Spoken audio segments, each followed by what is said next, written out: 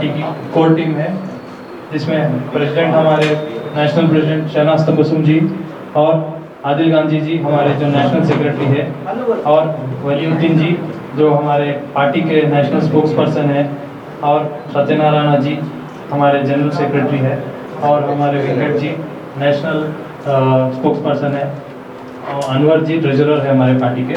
ये हमारी core team रहेगी जो आज़ाद कांग्रेस को आगे लेके जाएगी। Thank you. ये हमारे यूथ प्रेसिडेंट है ऑल इंडिया आज़ाद कांग्रेस के। नाम है? मेरा नाम वासिफ नुमान आज़ाद है। वासिफ नुमान आज़ाद। Thank you.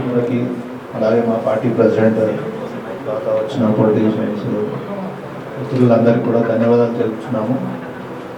మళ్ళీ త్వరలోనే మీ ముందుకు మా పూర్తి యాక్షన్ ప్లాన్ తోటి వస్తామని తెలుపుతూ మీ అందరికీ ధన్యవాదాలు తెలుపుతున్నాం. పేరు పేరున అందరి మిత్రులందరికీ thank you very much. Good afternoon. ఈరోజు మనము మేడం షహనాజ్ తబస్సుమ్ ప్రెసిడెంట్ గారు పార్టీ ఆఫీస్ ఇనాగ్రేషన్ చేస్తున్నాం. దీని ద్వారా వచ్చిన మీడియా మిత్రులందరికీ, పార్టీ పెద్దలందరికీ, ఢిల్లీ నుంచి వచ్చిన ప్రజలందరికీ, అలాగే మా పార్టీని సపోర్ట్ చేసిన వాళ్ళందరికీ మేడం గారు ప్రసన్నం ద్వారా మీకు అందరూ కూడా తెలియజేస్తూ మేడం గారిని మాట్లాడుతూ థ్యాంక్ యూ.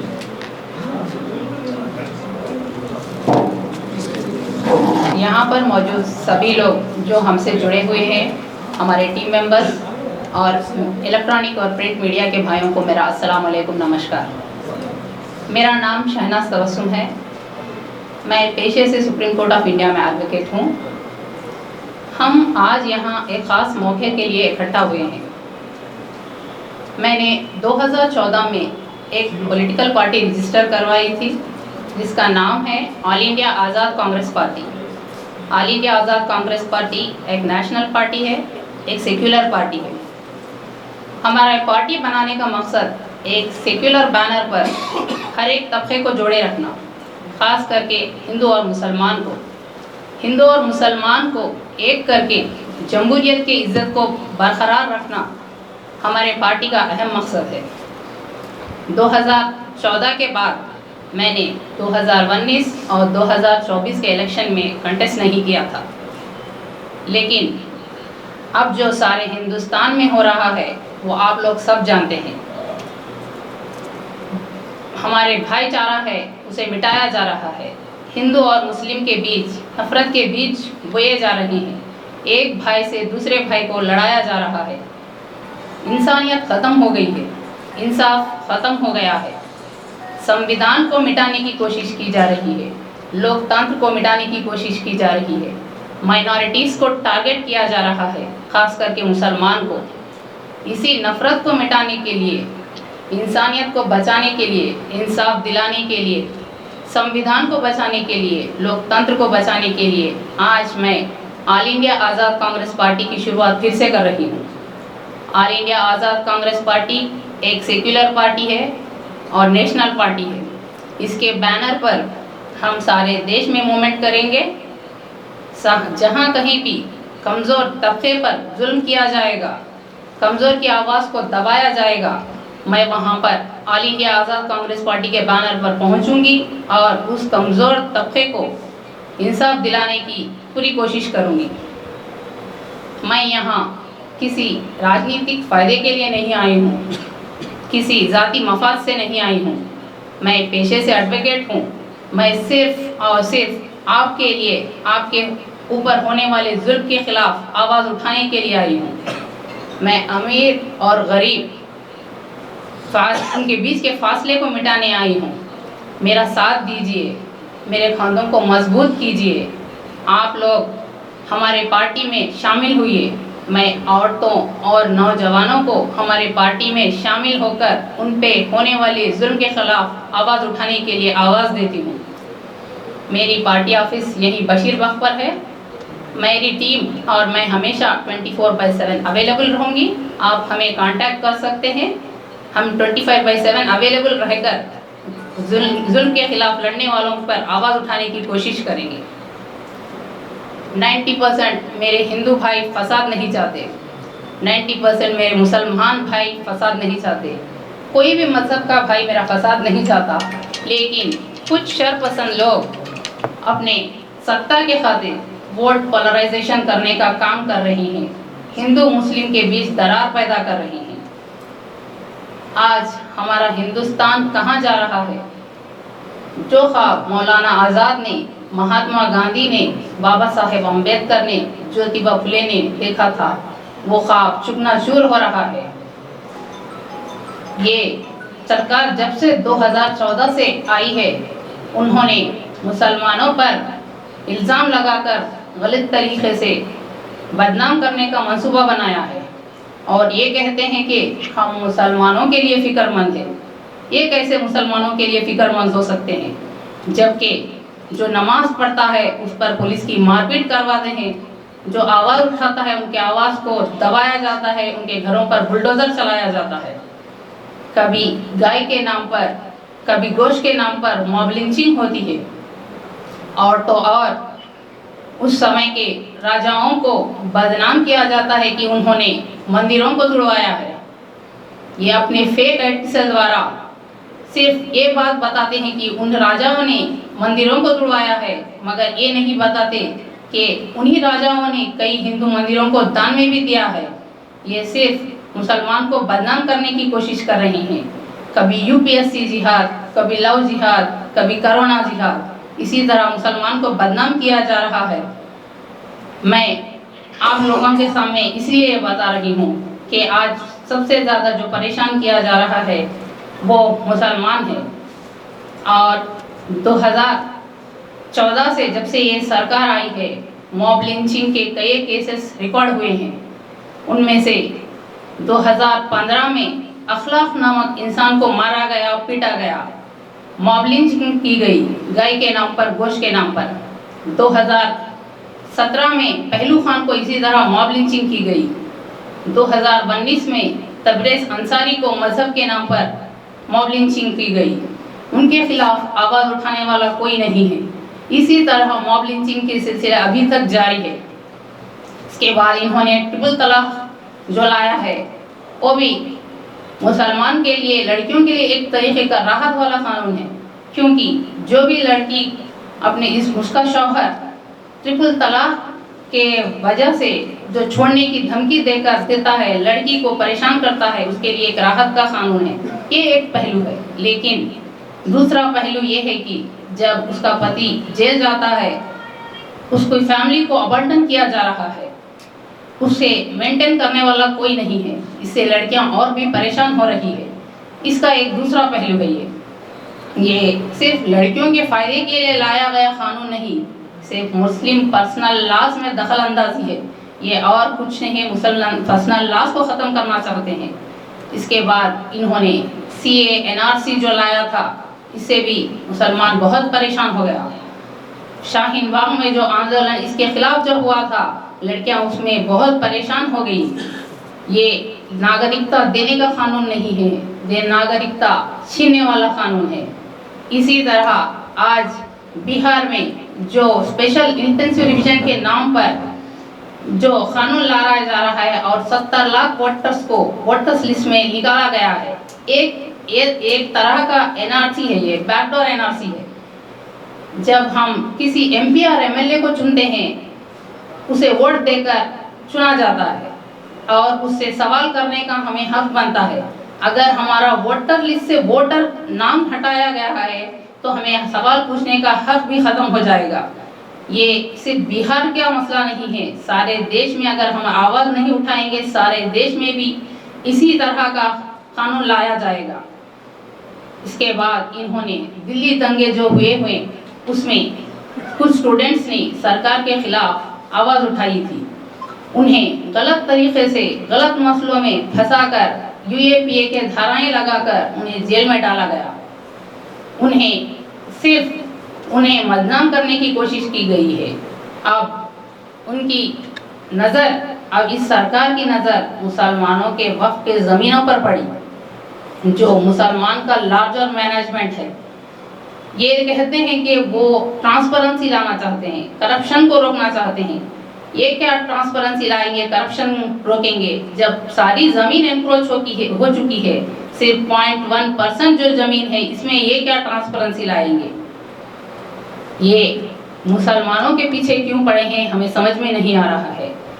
हमारे आज़ादी के लड़ाई में कई मुस्लिम फ्रीडम फाइटर्स ने जान गंवाई है, उसमें मौलाना हजरत नूहानी जिसने इनकलाब जिंदाबाद का नारा दिया था, यूसुफ मेहर अली जिसने Simon go back India quit India movement का नारा दिया था, आबिद हसन जिसने जय हिंद का नारा दिया था, सरफरोशी की तमन्ना बिस्मिल्लाह जिनाड़ी ने दिया था, सारे जहां से अच्छा अल्लामा इकबाल ने दिया था। सभी का खून शामिल है यहाँ की मिट्टी में, हिंदुस्तान किसी बाप का थोड़ी है।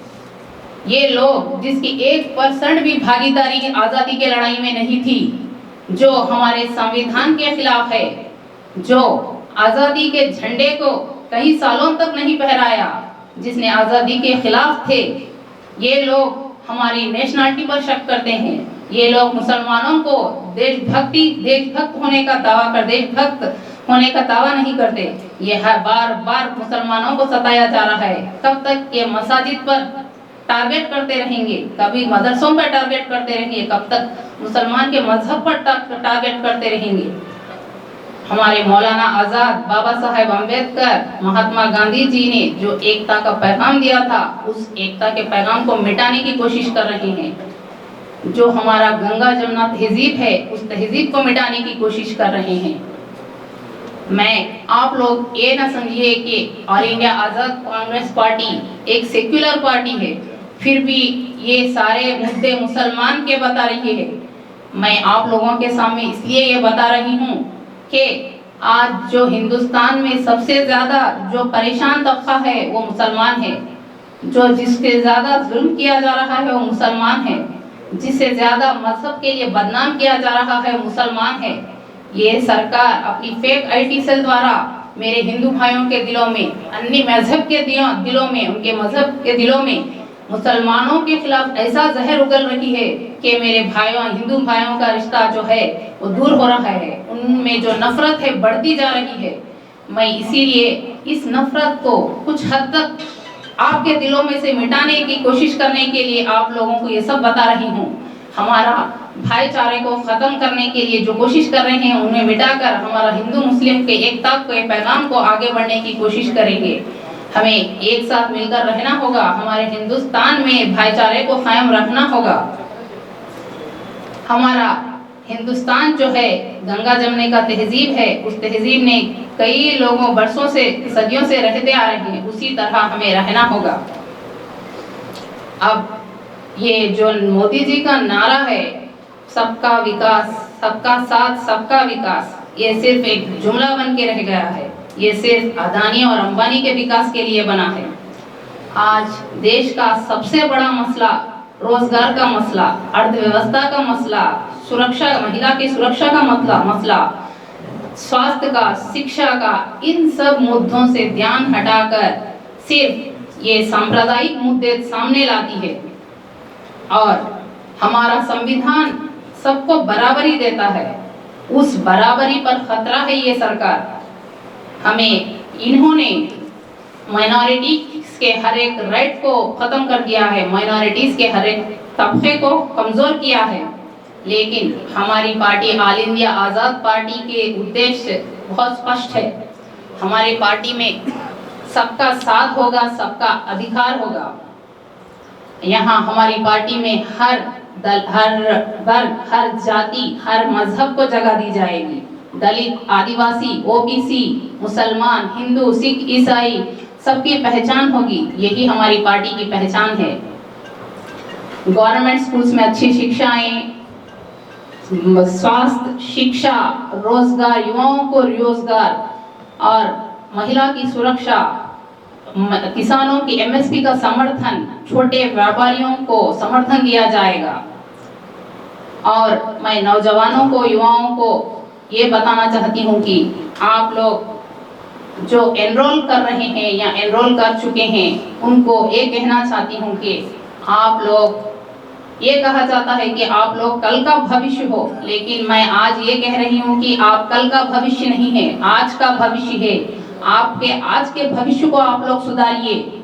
आप अपना कीमती वोट सोच समझ कर दीजिए। किसी भी सरकार को देना है तो सेक्युलर पार्टी को दीजिए। हमारे पार्टी में हर एक नौजवान, हर एक नेता, लीडर, हर एक युवा एक लीडर होगा। यहाँ हर एक को जगह दी जाएगी। अब मैं हमारे पार्टी के अहम एजेंडों पर आती हूँ। हमारे पार्टी के 2 एजेंडे हैं।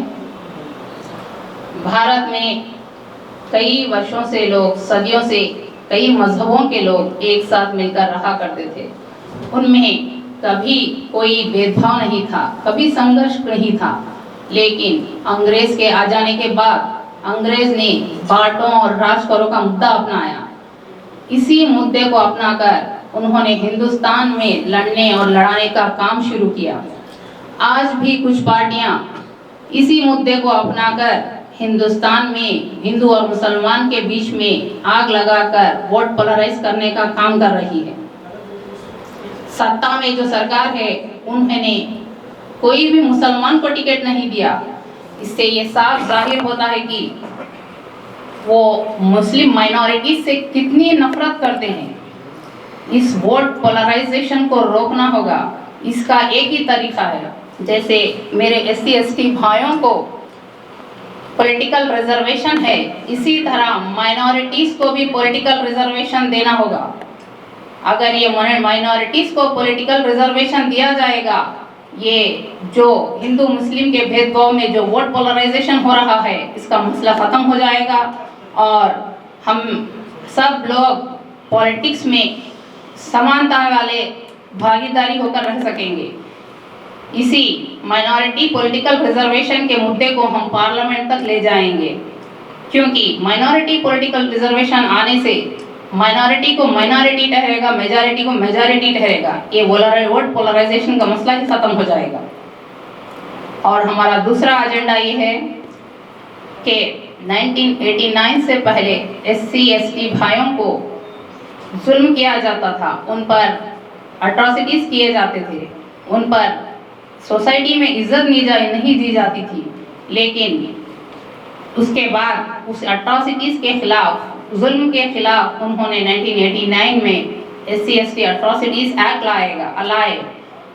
ये अट्रॉसिटी एक्ट आने के बाद मुसलमान जो SC ST भाइयों को इज्जत मिली, सोसाइटी में इज्जत मिली, रेस्पेक्ट मिली। इसी तरह आज मुसलमान को मॉब लिंचिंग किया जा रहा है, माइनॉरिटीज़ को मॉब लिंचिंग किया जा रहा है। हिंदुस्तान में मॉब लिंचिंग के वाक़यात बढ़ने लगे हैं। इसे रोकना होगा। इसका एक ही तरीका है, जैसे मेरे SC ST भाइयों को SC ST अट्रॉसिटीज़ एक्ट लाया गया था, इसी तरह माइनॉरिटीज़ अट्रॉसिटीज़ एक्ट लाना होगा। जब माइनॉरिटीज़ अट्रॉसिटीज़ लाना होगा, लाएंगे, तब ये मॉब लिंचिंग ख़त्म हो जाएगी। ये हमारे माइनॉरिटी को भी इज्जत मिलेगी। ये हमारे 2 एजेंडे, एक पॉलिटिकल रिजर्वेशन फॉर माइनॉरिटीज़ और माइनॉरिटीज़ अट्रॉसिटीज़ एक्ट, ये 2 मसलों के लिए हम पार्लियामेंट से डिमांड भी करेंगे। इस बारे में 2016 में एक रिट पिटीशन सुप्रीम कोर्ट में दाखिल हुआ था। Tehseen Poonawalla versus Union of India के केस में 2018 में सुप्रीम कोर्ट ने गौ हिंसा और मॉब लिंचिंग को एक अपराध बताया और कुछ इंस्ट्रक्शंस जारी किए थे केंद्र सरकार के लिए और राज्य सरकार के लिए। लेकिन आज तक राज्य सरकारों ने इसे नहीं बनाया। सिर्फ राजस्थान और मणिपुर में एंटी लिंचिंग लॉस बने और नेशनल लॉस अभी तक पेंडिंग है। और सुप्रीम कोर्ट ने पार्लियामेंट को ये इंस्ट्रक्शंस भी दिए थे कि ये गौ हिंसा और मॉब लिंचिंग एक अपराध है, इसके खिलाफ एक लॉ बनाने के लिए भी सूचित किए थे। उसका भी अभी तक कोई कार्रवाई नहीं की गई। ये इसके लिए भी हम पार्लियामेंट से डिमांड करेंगे। हमारा जो गंगा जमनी का तहजीब को कायम रखने की कोशिश करेंगे। सारे जहां से अच्छा हिंदुस्तान हमारा। किसी ने खूब कहा था, मजहब नहीं सिखाता आपस में बैर रखना, हिंदी है हम, वतन है हिंदुस्तान हमारा। ये हिंदी भाषा का, उर्दू भाषा का मेल ही हिंदुस्तानी भाषा है। हिंदुस्तान आपका और हमारा है, हिंदुस्तान हम सब का है। All India Azad Congress party जिंदाबाद, all India Azad Congress party जिंदाबाद। आपसे एक सवाल है, आपकी पार्टी तो लॉन्च हो चुकी है हैदराबाद में। जी। हैदराबाद की जुबली इसमें इलेक्शन होने को क्या आपके पास कोई कैंडिडेट का जी ज़रूर करेंगे, इंशाल्लाह ज़रूर करेंगे। जुबली से जी जी अभी नहीं, देखेंगे। आज तो शुरुआत है, देखेंगे बाद में टाइम लेके सोचकर कैंडिडेट का डिक्लेयर करेंगे। तेलंगाना सरकार के लिए आपका ओपिनियन क्या है? देखिए, किसी भी सरकार को ओपिनियन जानना चाहे तो उसका एक टर्म तो भी देखना चाहिए। अभी 1.5 ईयर हुआ, देखिए सरकार देखेंगे। अभी एक सरकार पूरा टर्म तो करने दीजिए, उसके बाद उसकी अभी इसके बारे में कुछ भी बात नहीं करेंगे। तेलंगाना स्टेट में कांग्रेस पार्टी कायम हुआ है और 18 महीने हो गए। जी यहाँ पर अभी तक कैबिनेट में कोई मुस्लिम मिनिस्टर को नहीं बैठा है। इस पर आपका जी, माइनॉरिटीज़ को भी जगह देना चाहिए। हम भी तेलंगाना कांग्रेस सरकार से ये मुतालबा करेंगे कि ये कोई माइनॉरिटीज़ का भी ख्याल रखा जाए। ఇక్కడ వచ్చేసినటువంటి మీడియా మిత్రులకు మా టీం మెంబర్స్కి అందరికీ నమస్కారం। ఈరోజు మేము ఆల్ ఇండియా ఆజాద్ కాంగ్రెస్ పార్టీని ప్రారంభిస్తున్నాము।